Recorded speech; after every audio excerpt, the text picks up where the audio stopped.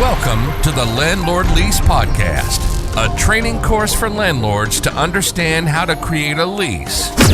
Sponsored by VeteranLandlord.com. And now your host, Edward O'Daniel.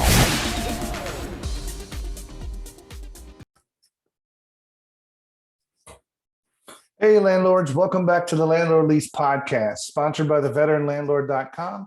My name is Edward O'Daniel. I will be your host for this show, and I just want to welcome you back to another episode. In this episode, we're going to be covering the following lease terms. We're going to be covering home business or lack thereof, illegal drug warning, often called crime-free addendum, indemnification, joint and severable liability, late fees, lead-based paint, maintenance and repairs, and military service. In case that sounds familiar, we're going alphabetically through this, so that they're all in alphabetical order, but let's kind of get started here. I could tell you when I first started in 2005, I did not have anything regarding a home-based business or rules regarding against that in my lease.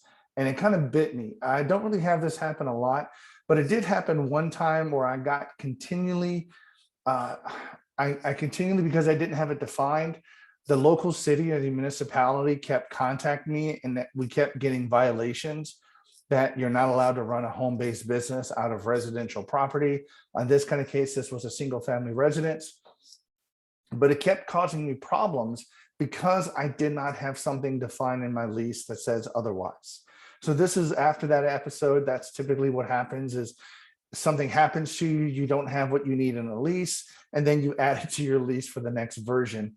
And that's slowly where we're at with all the lease terms here, is an accumulation of all of these terms based upon 15 plus years of landlording and property management experience, just combining. But home-based business, you want to make sure that you have something in here, even if it's just a sentence or two, a small paragraph that just simply states whether you allow a home-based business, do not allow a home-based business. It could even have things in this lease clause that defines what signs are allowed to put out in front on the yard. Because keep in mind, a lot of these things, what you're trying to do is you're trying to not get involved or violate any of the local municipality or the city laws regarding a particular property. With me personally, this particular person was running a business that allowed people, it was a product-based business that people ordered and then they came to the property and picked stuff up. But the problem is that it became suspicious. Let me kind of paint a picture for you here. Let's just say people ordered product from this person, and you had different cars showing up at all different times of the day or night, and they would simply hop out of their car, go up to the front door, knock on the door, they would get a package and then get back in their car and leave. Now, what does that sound like to you? What do you sound like if a neighbor were to see that? What would they think is happening at your particular property? Exactly. They were thinking drugs or illegal activity. People were picking up and so forth, and they were dealing drugs out of this location, which is what I got in trouble with the local municipality. I kept getting fines. I had to go see the city police about it. They labeled the property as what they call a nuisance property. And I'm not going to get into that, but you don't want the police labeling your property as a nuisance property, because you just don't want it here. Look it up if you want to, but that's what happened to me. And it was all really related to, it was innocent enough. The lady just sold, cosmetic products. So I know it sounds simply, but I didn't have anything in my lease that says you're not allowed to run a business out of your home. And if I did, that would have at least given me a clause that would have put them into default, which we talked about in our last episode, that if they ran a home-based business, they would be in default. They would be in violation of their lease, and they'd be in default, and therefore I could take some other type of actions to remove them. But because I didn't have anything in my lease, even if I went to court with it, I don't have anything that they're violating in my lease to take to the judge to say, hey, judge, they're violating this part of the lease. I want them gone. So in the home-based business, just please keep in mind, you don't want to get in any kind of trouble with this. If you're renting a residence, or if you have an apartment building, the last thing you want to do is, you don't want to have people showing up there and then picking stuff up, or I don't know, maybe they're running a hair salon. A lady wants to do haircuts, or guy, I'm sorry, just somebody wants to do haircuts on the side, and they may come in, get their haircut and leave. Well, that's not something that you're going to allow as a part of your resident, your residence that you have. So you need to make sure you define that in the home business, that no home-based business will be allowed in the property. Home-based business signs are not allowed to be put in the front yard, things like that, because those type of signs can violate actually the local municipality by advertising. It's almost like advertising a business in on your particular property here, and that could get you in trouble. Now, why having this helps you out? Because basically it sets the rules in place of what the resident that lives in your property is allowed or not allowed to do.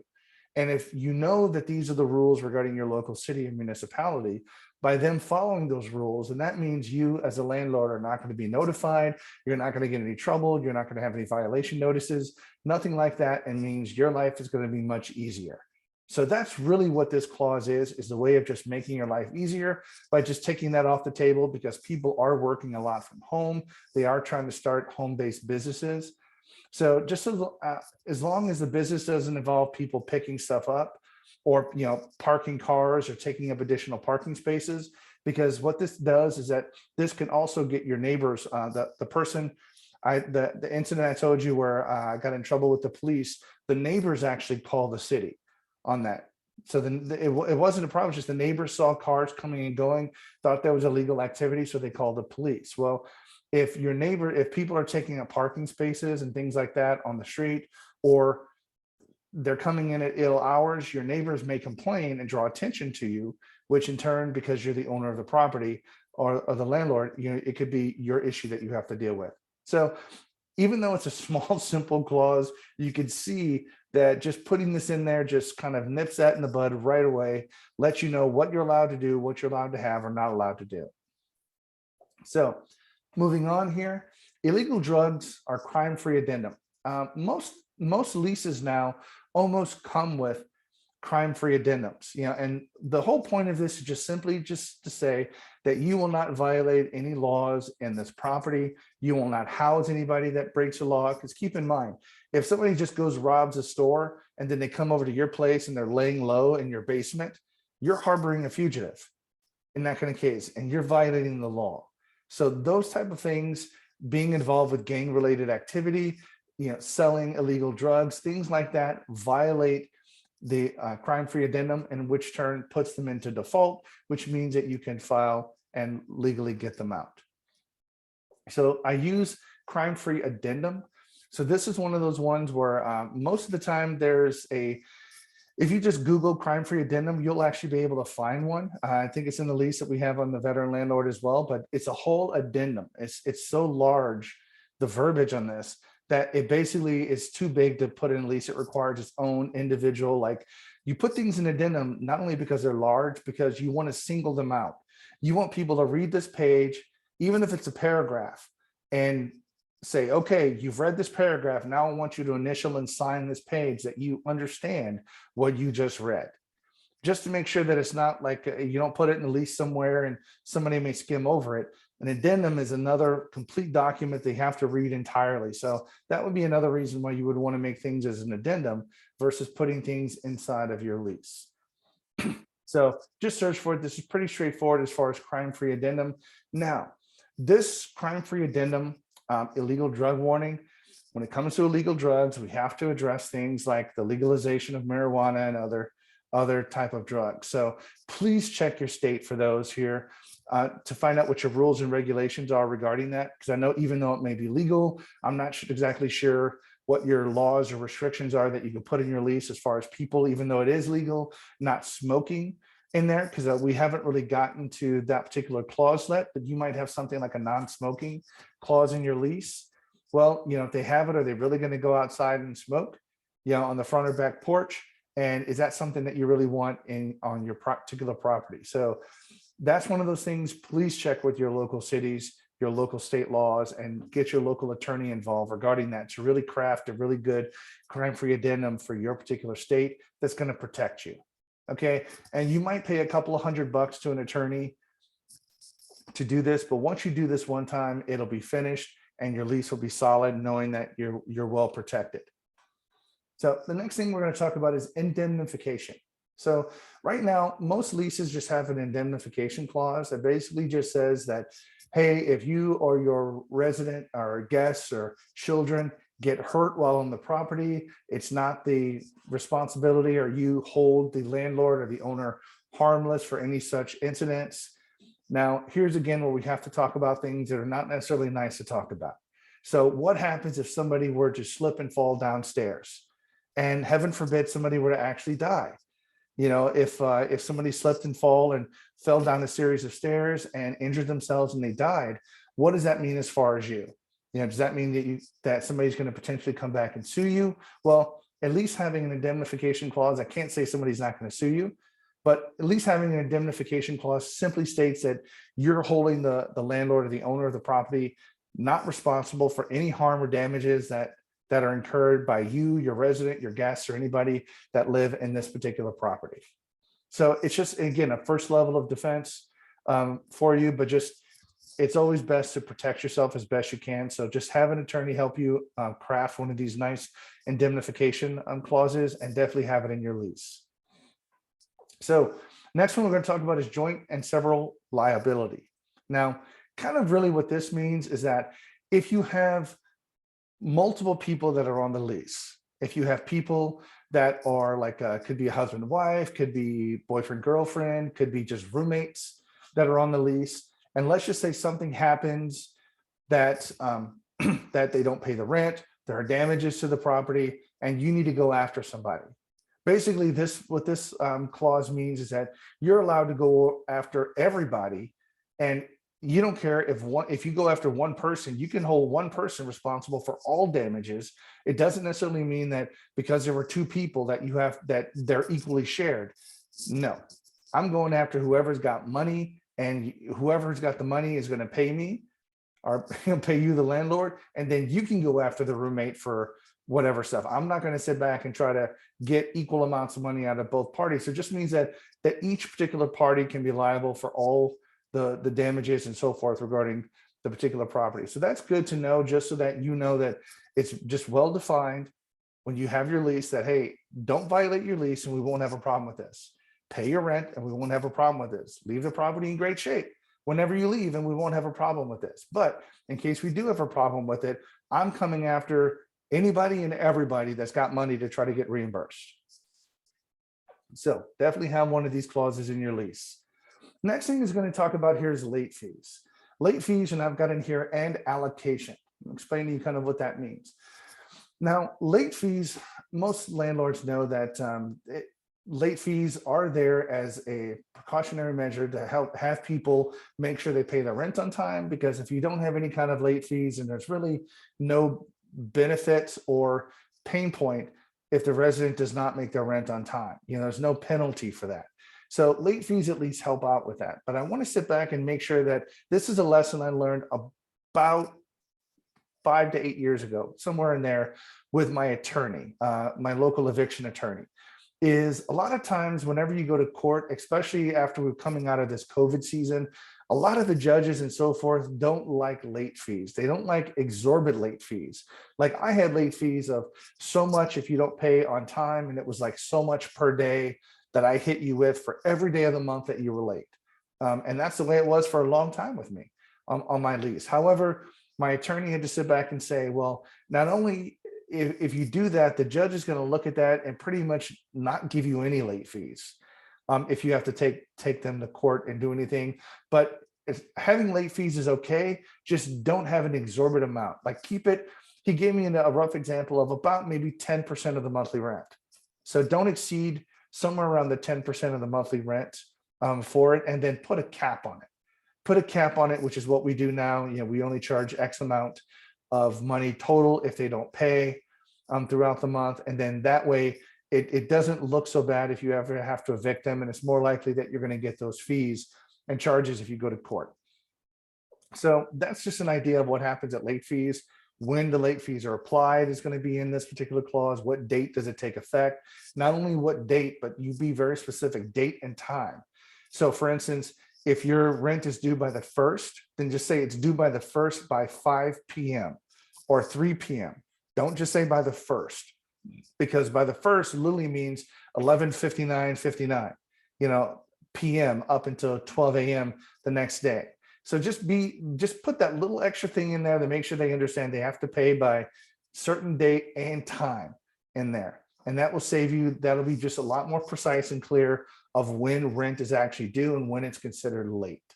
So now, the one thing I also want to talk to you about is in your late fees and allocation, you need to define in here how money paid is going to be paid for late fees. So that may not have come out right, but let me kind of help explain that here.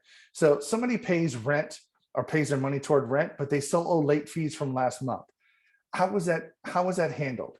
Like, is it part of the lease fee? And this is completely up to you as a landlord. But if they pay rent, how is rent paid? Is rent paid by any and all late fees, any previous rent, any other bills or utilities due?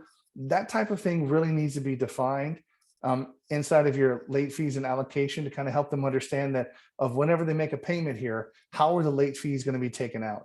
So let's just say that their rent is $1,000 and they owe $50 in late fees.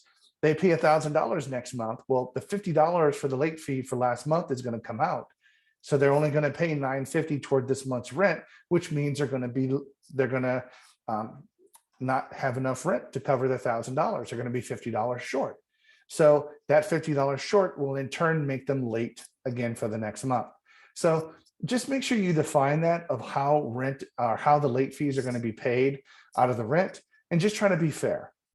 So just make sure that you have that in here as well. But definitely don't be exorbitant on the late fees over here, because ultimately we want to get people caught back up. And I've seen people get into a habit of not paying the late fees, and after a few months, the late fees almost equal a whole amount of months rent. And then at that point, some people get so far behind that they can't get caught back up.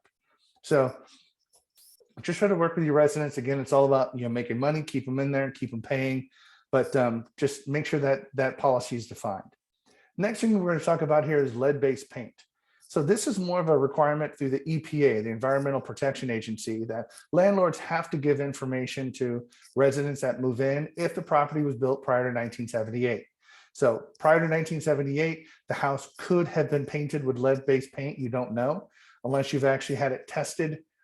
You may not know in there, but lead-based paint, if your home, if you take a look at the tax records or the county records for your property, if it was built prior to 1978, then please make sure that you make it a part of your requirement that they sign the lead-based paint document whenever they move in, that you explain that lead-based paint, in this lead-based paint area, that, hey, that, because this house was built prior to 1978, it could have lead-based paint.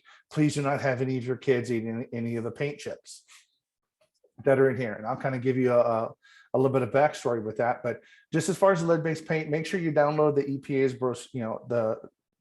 the brochure. Just make that, you give that as a part of your handout whenever they move in, or you can actually attach it as an addendum to your lease if you want to, and just make sure they initial it that they received it. That is also good as well. But just to follow back up on lead-based paint here, I actually had an interesting story where I ran across an inspector that was quite knowledgeable about lead-based paint. And I had to simply ask him, why, Mr. Inspector, why is it that you have to give warnings about kids eating lead-based paint chips? I'm like, why would a kid eat a paint chip? I don't get that, or at least then I didn't get it. And I'm like, well, why is that a hazard? And well, he kind of explained to me that, these are typically younger kids, and most younger kids typically put things in their mouth. That's kind of how they explore. They open it up, they put things in their mouth, they kind of explore with it. Well, if there's paint chips, if they put the paint chip in their mouth, I didn't know this, but lead-based paint actually tastes sweet. So for a kid, if they have a lead-based paint chip painted with lead-based paint and they put that chip in their mouth and they start dissolving, it actually tastes sweet, like candy, which makes the kid want to eat more of it. So that's just one thing in the backstory of lead-based paint that I didn't know that I want to share with you. That's the reason why kids would eat paint chips, because it tastes sweet like candy for them. So just make sure you protect yourself. Put a lead-based paint. Get that document signed. That have your house tested or have it encapsulated with new paint to make sure there's no probability of that. But just make sure you let the person know about the lead-based paint. Just bring it up. I know it sounds silly, but protect yourself. Give them a handout and brochures. So next thing we're going to talk about here is maintenance and repairs. So this is always going to be a big one. For a landlord, maintenance and repairs are where you're going to end up costing a lot of money, a lot of time, headache with people complaining about issues and so forth.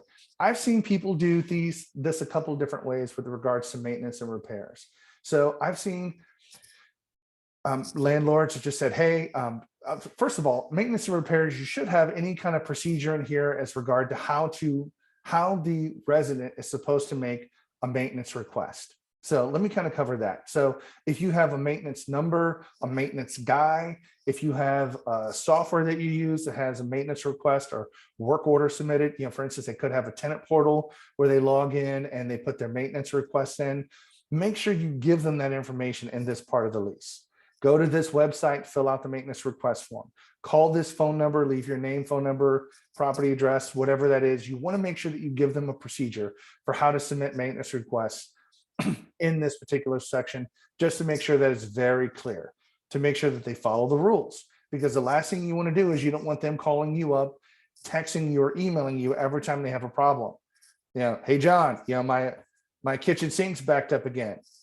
Please don't text me. The procedure for this is to call the phone number, call the maintenance person, or fill out a request online regarding this. And once you do that, then we will process it. So it's all about procedures, just so that once you have your procedures in place, it makes life as a landlord so much easier. So inside of the maintenance and repairs, make sure you have that formal, at least a paragraph about how they're submit a maintenance request. Now, moving on, depending on how you want to set your policies up, I've seen people say that, hey, any maintenance and repairs is 100% going to be the landlord's responsibility. I've seen some put up where it's like, hey, the resident pays the first $50, $100, $200 of any repair for the property. And once it exceeds that, then the landlord will pay after that. But for the first $100, let's just say, of each repair, the resident will have to pay that. So that's in there as well as a way of just reducing the overall maintenance costs. I've seen things multiple different ways, but this is just something that you're going to have to come up comfortable with.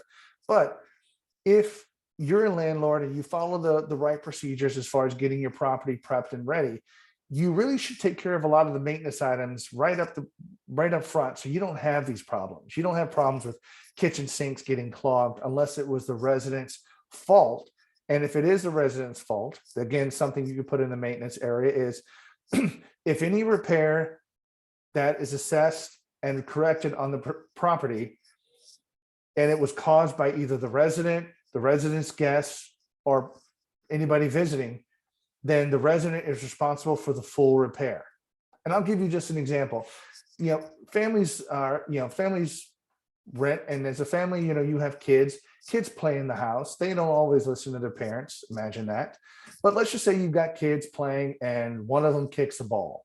Okay, get excited. You got a couple of boys playing, they kick a ball. Next thing you know, the ball hits your window and then the window shatters. Now, keep in mind, these are new vinyl windows. Let's just say they're double pane. They have, some sort of gas in there. Well, that's going to be kind of pricey. I mean, you're going to have to repair that. So that means you're going to have to come up, board the window up, take the sash out, take it in, get it repaired, put it back in. And that's going to take some time, energy, and effort. Well, is that repair really something that's a cause of normal wear and tear that you as a landlord have to face? No, that was something that was directly caused by the resident. So the resident should be notified that they are going to be charged for the full repair. And those kinds of things just need to be put inside of maintenance or repairs. That if a repair is done, for instance, if one of the things that we tell people when we move in is just nothing besides body waste and toilet paper gets flushed down the toilet. No baby wipes. I don't care if it says flushable or whatever, or bio safe. Nothing gets flushed down the toilet unless it's body waste or toilet paper. And if you get a clogged clogged plumbing line or your toilet gets clogged and find out that somebody flushed something or did something that violates that, now that expense can be put back on the resident, the full expense of that particular repair. So all of those things need to be just put inside of here, just so that it's completely out in the open, that if it is a normal wear and tear item, you as a landlord will get it fixed. If they're responsible for the first X amount of money, then they'll have to pay that, or you can charge them that. But at least it's all out there, and moving forward here's how maintenance and repairs are done. But definitely give them a procedure about how to submit maintenance requests and stick to it. Because other than that, you're going to be getting text, phone calls every time people have problems.